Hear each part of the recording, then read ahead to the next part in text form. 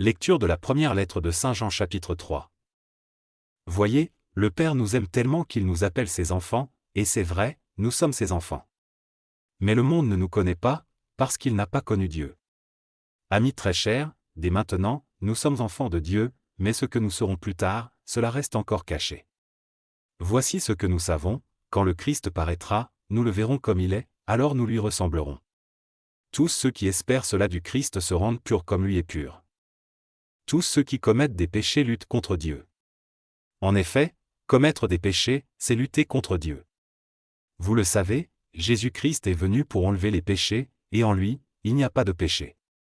Tous ceux qui restent unis à lui ne commettent plus de péchés. Tous ceux qui commettent des péchés ne voient pas Jésus-Christ, ils ne le connaissent pas non plus. Mes enfants, faites attention, ne vous laissez pas tromper. Si quelqu'un fait ce qui est juste, il est juste comme Jésus-Christ est juste. Si quelqu'un commet des péchés, il appartient à l'esprit du mal, parce que l'esprit du mal est pécheur depuis le début.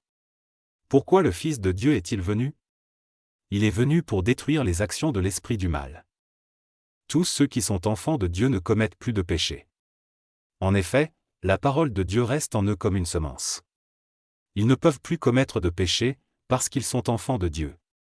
Voici comment on distingue les enfants de Dieu et les enfants de l'esprit du mal. Tous ceux qui ne font pas ce qui est juste, ou qui n'aiment pas leurs frères et leurs sœurs, n'appartiennent pas à Dieu. Le message de l'amour. En effet, voici le message que vous avez entendu depuis le début, aimons-nous les uns les autres.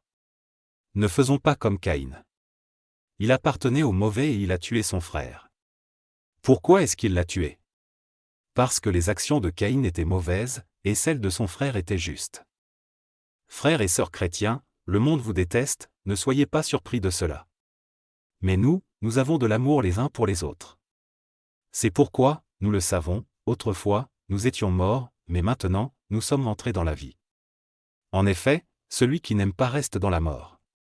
Tous ceux qui détestent un frère ou une sœur sont des assassins, et, vous le savez, un assassin n'a pas en lui la vie avec Dieu pour toujours.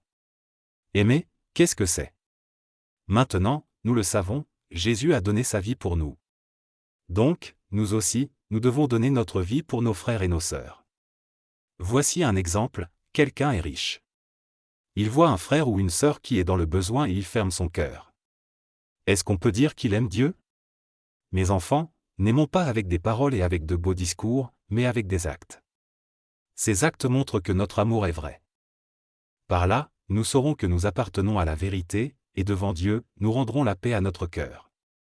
En effet, si notre cœur nous accuse, nous le savons, Dieu est plus grand que notre cœur et il connaît tout. Amis très chers, si notre cœur ne nous accuse pas, nous sommes pleins de confiance devant Dieu et nous recevons de lui tout ce que nous demandons. Pourquoi? Parce que nous obéissons à ses commandements et nous faisons ce qui lui plaît. Voici ce que Dieu commande, nous devons croire au nom de son Fils, Jésus-Christ, et nous aimer les uns les autres, comme le Christ l'a commandé. Celui qui obéit au commandement de Dieu, il vit en Dieu et Dieu vit en lui. Oui, Dieu vit en nous, à cause de l'Esprit Saint qu'il nous a donné.